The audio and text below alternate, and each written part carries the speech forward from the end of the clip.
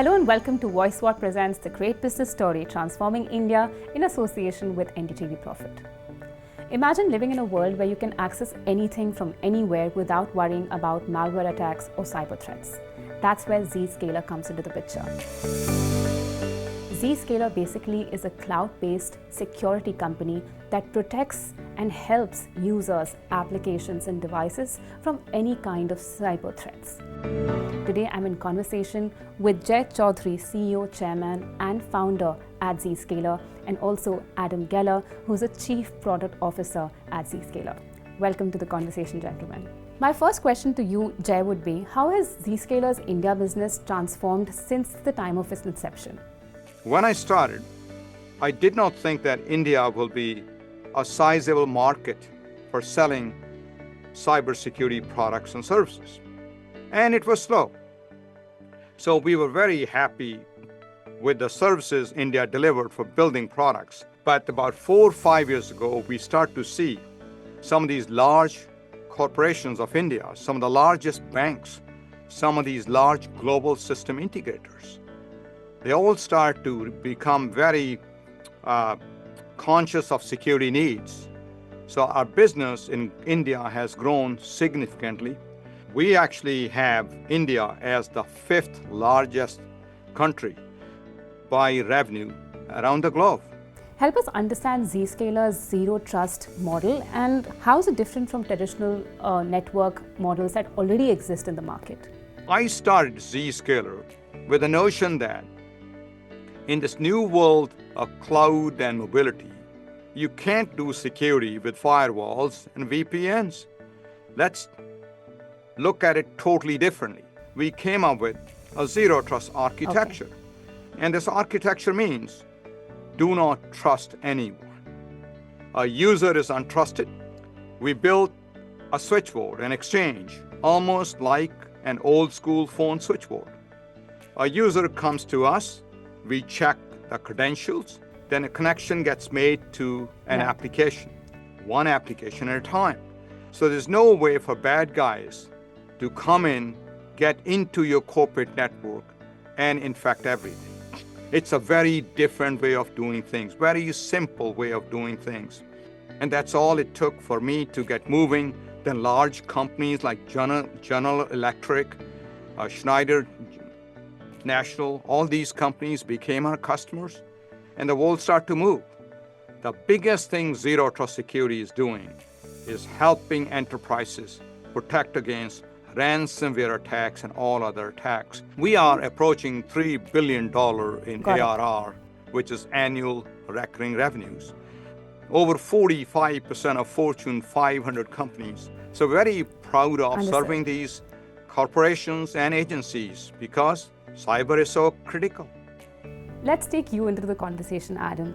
How does Zscaler ensure that security is easily accessible to the end consumer without much friction being experienced in the process?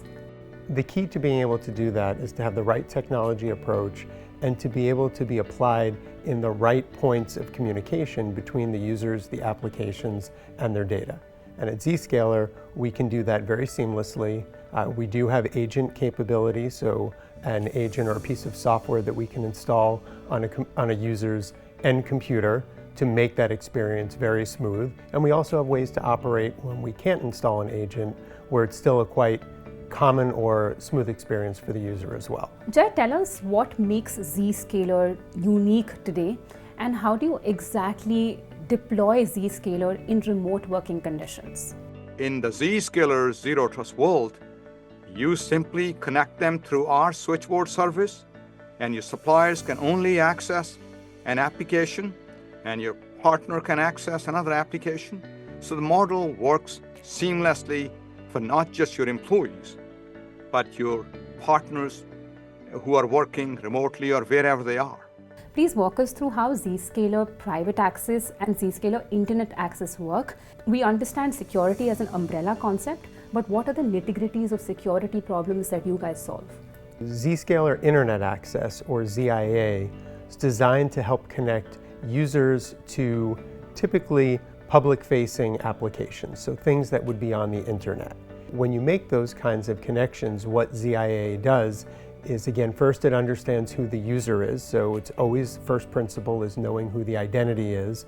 And does my organization want to allow a user to access a particular application or site?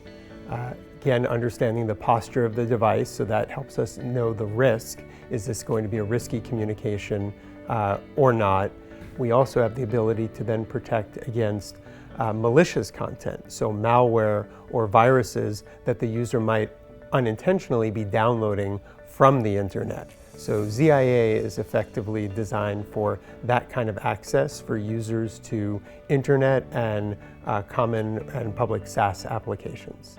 When you say Zscaler is a cloud-based security company, what does that exactly mean? If you could categorize the security problems that you solve, that would really help us understand what Zscaler exactly does. The way we deliver our security capabilities, our inspection capabilities and policy enforcement, we deliver that all through a service that we run in over 150 different data centers around the world, including about 15 locations within India itself, via a cloud service, because it's closer to the destinations that people are trying to get to. It also becomes much easier to scale as your organizations grow. It took advantage of the elastic nature of the way the cloud works or cloud computing works. Scalability is one key advantage if you compare it with traditional network security models. The scalability and the ability to dynamically scale very quickly without having to go acquire lots of additional hardware, provision, and deploy that. I think the other piece that's very important is cloud services are able to be updated and maintained much more easily as well. Every large bank, every financial services, pharmaceuticals, everyone is adopting this because they understand that this is the go-forward approach that will make their operational lives easier and give them the best chance at securing their organizations. How does Zscaler navigate through AI-driven cyber threats, 5G networks, and also the expanding attack surface of Internet of Things? Network technologies may keep on changing. It's transparent to Zscaler. You can use Zscaler service over Starlinks as well. So network, no changes. Then the other technologies like AI, companies like Zscaler, who have lots of data, can actually find things, find infected machines, and find things hidden inside the corporate applications a lot more quickly. We have every day with 500 billion transactions. And with those logs, we can get all the reconnaissance information, we can find all the bad guys who are trying to come in. And it's Gen AI and traditional AI, that combination of the two is helping us find things. In fact, we are developing a new service called breach prediction. Imagine if I could tell a customer that you're likely to get breached before the breach happens. That's a panacea. That's the kind of power that AI and Gen AI brings to us. Most of the Zscaler customers are very progressive, they're thought leaders, and they're far safer than customers who are depending upon old firewall-based technology. How Zscaler incorporates ZPA, and tell us how it works. ZPA, or Zscaler Private Access, that's focused on organizations that have their own applications that they run, and it could be in their own data centers or in public cloud, but they need to provide access to those to business partners or their employees. And so ZPA is a really creative way to expose those applications, but only to trusted users, because these applications very often are very sensitive, they have important data for an organization, and you need to provide access, but you don't want just anybody on the internet to be able to find those applications. The creative approach of Zscaler Private Access is that it actually hides the application from the internet, so you can't see it. And one of the things we like to say is you can't attack what you can't see. And so it's a creative tagline, but it's actually very appropriate to describe how ZPA works. Zscaler, as a cloud-based security company, how are you taking use of artificial intelligence? How exactly are you incorporating into your various functionalities? And talk about machine learning as well. and take us through the exact way you incorporate these two great important factors into the functionalities of Zscaler. We have AI-based recommendation engines that will watch all of the traffic and then build a proposed policy structure for an organization to say, if you want to build a secure connection path for only these users to the right applications, we can analyze all of those traffic flows and then make those recommendations for you. We use it heavily in our data protection business. So using machine learning to do classification of documents. So we'll be able to see and read documents and decide, is this a financial document? Not only is it a financial document, but is it a tax or a mortgage document?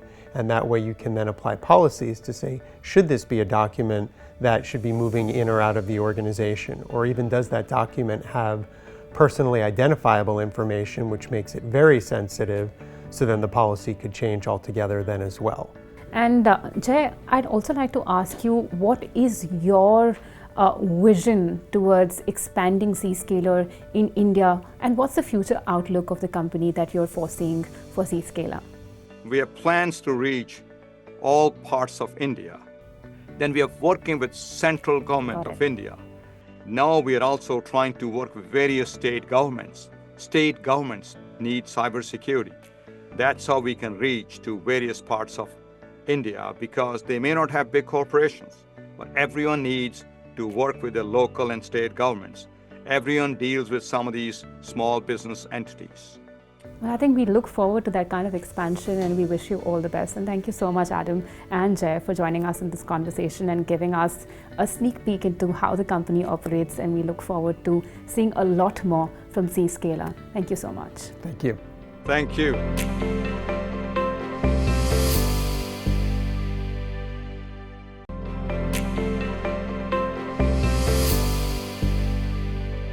A very warm welcome to all our viewers. You're watching Voicewhat presents the great business story transforming India in association with NDTV Profit. Today we're here at the office of Vahan in Bengaluru. Now this is an AI-powered organization which is transforming recruitment, especially for blue-collar jobs. I have Madhav Krishna, he's the founder and CEO, joining us. I'm having a chat with a founder of a startup. But this, I really want to ask you this, because a lot of them have been discussing over the last several years that AI is going to take away jobs. And here you are, bringing in AI into your institution and giving jobs. Tell us more about Vahan. How does it operate, and how does it really look to transform the country? Our mission, very simply, is to bring opportunities to people. Our goal, in fact, is to bring those opportunities, including jobs, let's say, to about 1 billion people in the next 10 years. And we feel that with AI, we can perhaps get there in the next 5 years. Now, why this is important for a country like India, and this is a lesser known fact, is that 85% of our workforce is comprised of blue-collar workers, right? So these are people who build our houses, who manufacture our clothes, who serve us a plate of food in a restaurant, who deliver our food from the likes of Swiggy, Zomato, etc. These are low-skilled people. 85% of our workforce comprises of those people. Roughly over 500 to 600 million people. And so it's, again, fairly obvious that the economic growth that India is seeing, and India, by the way, is slated to be the world's third largest economy by 2027, a lot of that growth is actually being powered by these people. Again, they power industries like construction, manufacturing, retail, logistics. And so those industries really are the core of the consumption in India. But the challenge is that job discovery for these people is still largely opaque, highly fragmented, highly inefficient. And that's where Vahan comes in. Right? We are trying to organize this space and really put it on steroids through the use of AI. What are the challenges really when you have something like this that you talk about? You must face a lot of challenges, because there are middlemen here who operate and bring these people to the forefront. Many of them, of course, come not from mainstream, they come from tier 2, tier 3 cities. So how do you really operate through these challenges? a lot of people in India are still not digitally native. Most internet users in India came online in the last, let's say, 3 to 5 years. And what we found as we were building Vahan is that a lot of the visual paradigms that are used on apps, visual and design paradigms, are very West first. We feel that at Vahan, the way products and especially digital products are designed and built for a country like India needs to be completely rethought from the grounds up. And in fact, that's where AI comes in. AI can communicate with users in their language, and not just in their language, but in their dialect. In fact, when I think about AI, the acronym AI, I usually think of the A as standing for accessibility, and the I stands for inclusivity in my mind. So accessibility, why? Because you don't need a smartphone anymore, right? To use these products or services, you could use a simple phone call. You could talk to a voice bot on the phone and get access to jobs, let's say through Vahan, or financial services through a financial services institution perhaps. How does Vahan actually work? If somebody wants to get to the app, or you said you can use other means as well, tell us about the functionality of the app. Yes.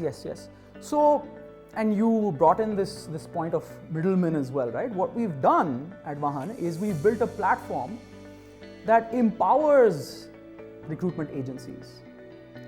And so the Vahan platform actually empowers agencies. They're able to discover job opportunities at some of the largest companies in India on our platform. They're able to match candidates with those job opportunities. And most recently, they're able to use AI as a tool to become more productive. So our AI recruiter today is a voice bot that can talk to candidates in English and Hindi, and it's able to help them learn about new job opportunities. It's able to answer questions. It's able to qualify them for jobs, and very soon it'll be able to accept documents, driver's license, PAN card, etc., validate those as well. And we're finding that our agency partners, in some cases, if they were previously doing, let's say, 1 recruit a day on average, they're now able to do up to 3 a day using the AI. So it's a very human plus AI sort of play. Is it just finding jobs? Is there an opportunity for entrepreneurship as well within the platform? 100%.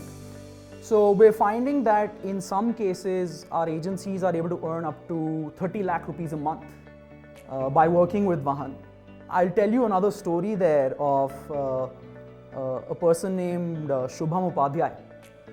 So Shubham joined Zomato as a delivery worker through us. This was about a year and a half back. And he was referring his friends to Zomato as delivery workers.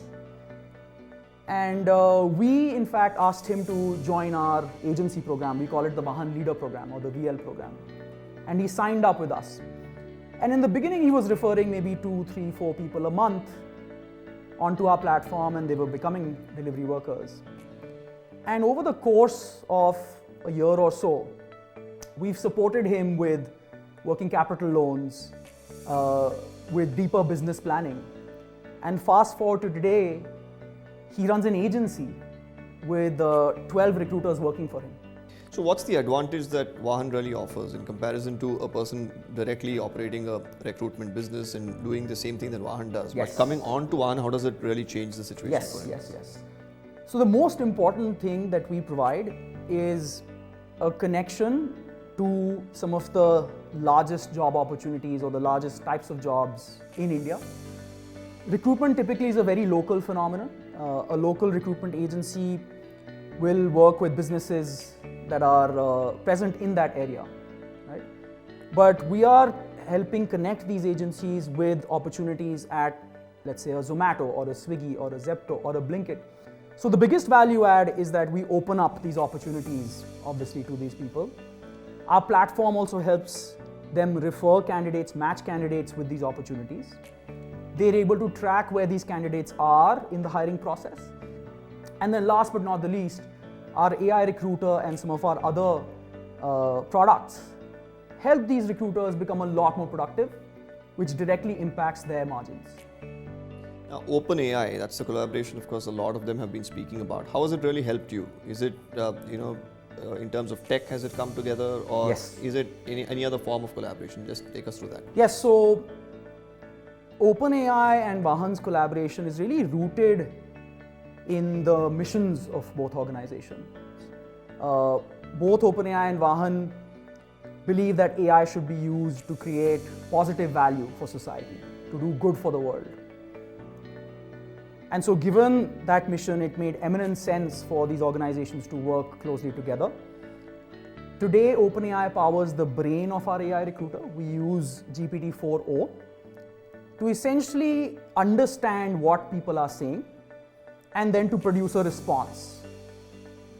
And we're able to do that in Indian languages using GPT-4o. In fact, it's able to also understand very, very nuanced dialectical variation. So I'll give you an example. We found that even the word yes in Hindi, in just one language, can be said in 20 to 30 different ways. And so AI is starting to understand those nuances as well. Yeah, so GPT-4o powers that for our AI recruiter. And in fact, we're also now working with OpenAI to implement what is called the real-time API. So they have another product which is voice first. So GPT-4o still takes in text and produces text as an output, but the real-time API takes in voice natively and produces voice. And so we're testing that system for them as well, and we're helping them develop it further for deployment at scale in countries like India. So today our AI recruiter supports just English and Hindi, but in the next 6 months or so, we want to add support for at least 8 major Indian languages, and that's one thing that we're working with OpenAI on. Over time, in fact, I see our AI recruiter evolving into much more. Today, it focuses on delivering jobs to people, but can we also perhaps help people get access to loans in the future so that they can start a business? Can we help them get access to upskilling opportunities so that they can grow in their lives and their careers? Or maybe government services that they haven't heard of. So we're envisioning Vahan's core product becoming an AI advisor over time. So some of your biggest clients, of course, are Swiggy, Zomato, and so on. How does this collaboration really change things for them? Like in terms of their strategies, their needs, Yes. how does this come in for them? Yes. For a lot of these companies, while generating consumer demand is not really a challenge, but getting enough workers on board in tandem with that growth in demand is a huge challenge. And so the number one thing that they rely on Vahan for is recruitment at scale, at very, very high speed. And so our system is able to deliver that value proposition to them. Over time, we also want to become the most efficient way to hire. And that's where our AI and our technology plays a very, very key role.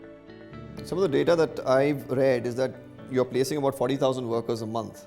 What's the plan to scale this up?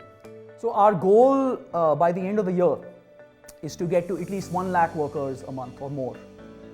And like I said, our vision is to get to 1 billion people. Originally, I thought we'd get there in 10 years, but I feel very strongly that we can get there in the next 5. Well, with that mindset, I'm sure you will sooner. And thank you for having this chat. It was a great one. Thanks. Great to chat with you, Deepak. Thanks for having me.